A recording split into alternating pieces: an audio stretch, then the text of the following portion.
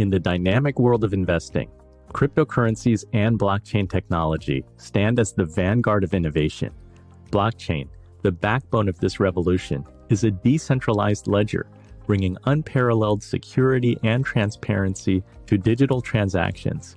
It's the foundation upon which cryptocurrencies like Bitcoin and Ethereum are built, challenging traditional notions of currency and investment. They're not just another asset class. They represent a paradigm shift in how we perceive value and investment. Adding them to your portfolio could mean not just diversification, but also being part of a technological evolution. However, this new frontier is not without its challenges. The regulatory landscape is still forming, and security risks like hacking remain pertinent concerns. Yet the future is bright. With increasing mainstream adoption and continuous technological advancements, cryptocurrencies and blockchain are more than just investments. They're the harbingers of a digital financial era.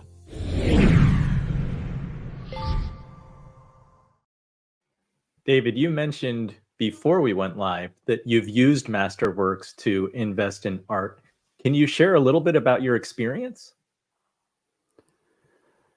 In terms of art is another asset class, and but it's speculative. So Masterworks is a way to basically purchase a piece of art, like a very, very small piece. I've owned a Monet. I've invested through Masterworks, but the thing about something like art or Bitcoin or gold, there's no cash flow there. And so the returns is driven surely by demand. If you buy a piece of real estate, you have the cash flow from the rent and that. You can make money in real estate, even if the property doesn't go up in price. But with art, with crypto, it needs to go up in price because there's greater demand. And so some of the advancements, tokenization of art or the new Bitcoin ETFs, there is the potential to stoke more demand, but ultimately those type of assets are a type of alternative assets that is speculation based. And by speculation is there isn't an agreement on what the right price should be. With something that generates a cash flow, a stock or a piece of real estate, we can get a valuation. Like this is what it's worth. This is the PE. This is the price to cash flow, but not the capitalization rate for real estate, but not necessarily for art or for crypto. It's exciting areas, but at the end of the day, we don't want a huge portion of our portfolio. And for example, in my case, crypto, gold, art is less than 10% of my net worth. It's an important component, but it is not the workhorse of my portfolio. Those are cash flow generating assets, including some alternative assets. Rick, you founded the Digital Assets Council of Financial Professionals. So I know in the next segment, we're going to talk about crypto, but I'm curious, what do you think the role of tangible assets like art or precious metals is in a technology-driven investment world? It feels like old world versus new world. Well, there's something to be said for that, some legitimacy. I think David's on the money when he talks about the fact that this asset class, the alternative space, represents a minority position. Most folks who engage in alternatives will do from 5 to 30% of the portfolio. I think David's number at 10% is a good one, and that's for a broad-based allocation. Crypto specifically, my recommendation along the lines that David had said, that it's a speculative and uncertain asset class. My recommendation for crypto is 1%. And pretty much everybody who has studied this is in agreement that low single digits is the right number. Yale University did a study. They said 3.1. The CFA Institute did a study. They said 2.5 to 5. Everybody's pretty much in agreement that when it comes to crypto, you do low single-digit allocations for two reasons. Number one, we don't know what the future holds. This could blow up. A 1 or 2 or 3% allocation won't destroy your life. It'll be annoying, but not devastating. On the other hand, if it goes well, as some are predicting, with 5x, 10x, 30x asset appreciation potential, 1% goes a long way. You really don't need to have an outlandish position in order to have an outlandish impact on the portfolio. So low single digits in crypto is perfectly fine, and a minority position overall for your alternative space. And diversification helps to reduce the risks further. I think that's the real benefit of it, and why people are interested in this. Whether it's artwork, whether it's baseball cards, rare coins and stamps, exotic cars, rare wine, or if you're going to just do alternatives such as real estate, oil and gas, currencies, etc., you need to pick and decide. But I think you need to have a level head about you and recognize, as he said, that it is a riskier asset class inherently due to the nature of the assets you're dealing with. That's a great point. I've seen the illustrations where you take a traditional 60-40 stock bond portfolio and then compare it to a 60-39, add 1% Bitcoin in there, and depending on the time period, it can make a significant difference. Well, let's also agree, and I'm one of the guys who creates charts like that, but let's keep in mind that those are historic charts based on past, and we all know that past performance doesn't guarantee future results. To date, Bitcoin is up 40 million% since inception. That's why it makes a difference. That's never going to happen again. So we need to look at it with a very different lens and a different perspective. I believe that the non-correlation element of crypto is as strong an investment thesis as the investment appreciation potential. The one thing I'll differ a little bit with David on, and it's only a little bit difference. David is making a valid point that crypto is hard to value because it doesn't generate cash flows. That is becoming less and less true. Today, in the world of proof of stake blockchains, most predominantly Ethereum, staking is a predictable revenue stream. And that is dramatically helping to provide a new evolution in the world of crypto, whereas you used to be based on only buyers and sellers, and what the market will demand. Now we're seeing genuine cash flows as a result of the new technological innovations, such as from staking.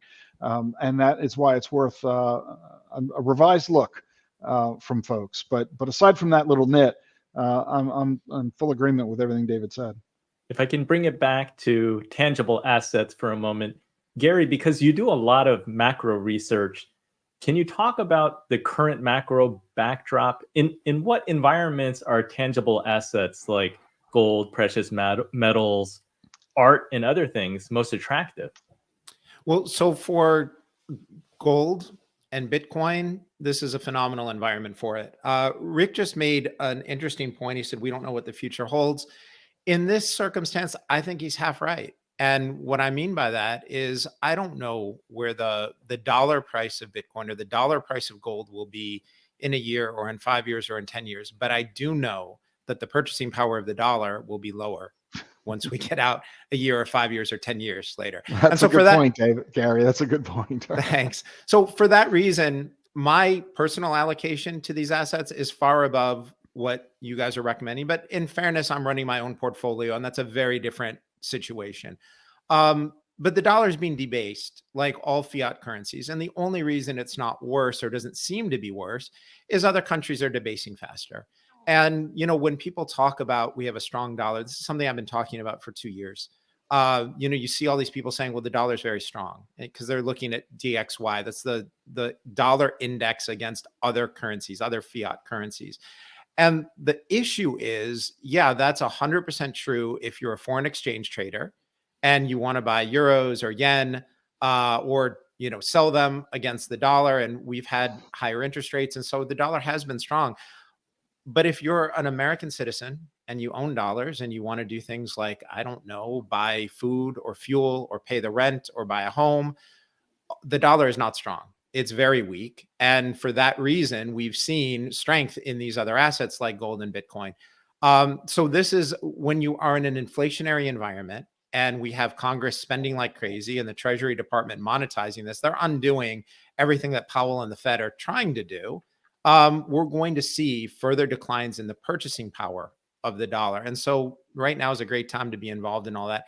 I would add one other thing too, that there's political risk here. And I think it's really important to have some assets outside of the system and not only not subject to inflation or debasement, but not subject to confiscation. right? And let's just take a minute and think, a year or so ago, the Canadian truckers, and for everyone who's listening to this, I don't care which side of the aisle you're on, right? Whether you're on the left or the right, whether you agreed with the truckers or disagreed, to me, there's something very frightening about the fact that the Canadian government froze the assets and bank accounts of people who were involved in a peaceful protest.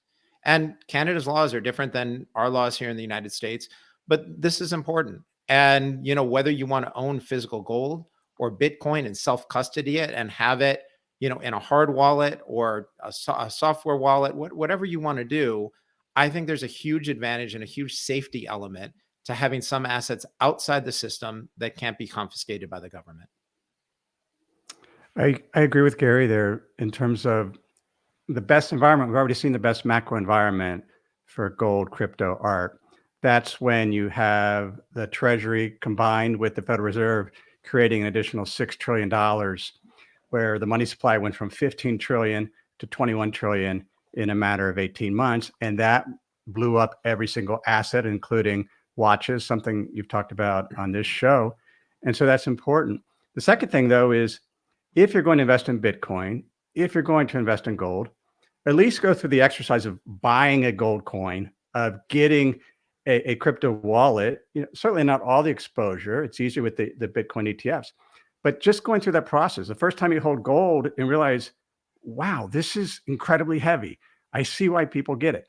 Or the first time you're walking around with a wallet and you're thinking, I have this Bitcoin or this Ethereum in the wallet and I can go anywhere in the world and spend it and nobody's going to bother me about that. And so use the tools, don't just invest in it, but figure out what all the hype is by actually holding gold, using crypto, staking Ethereum, as Ric mentioned.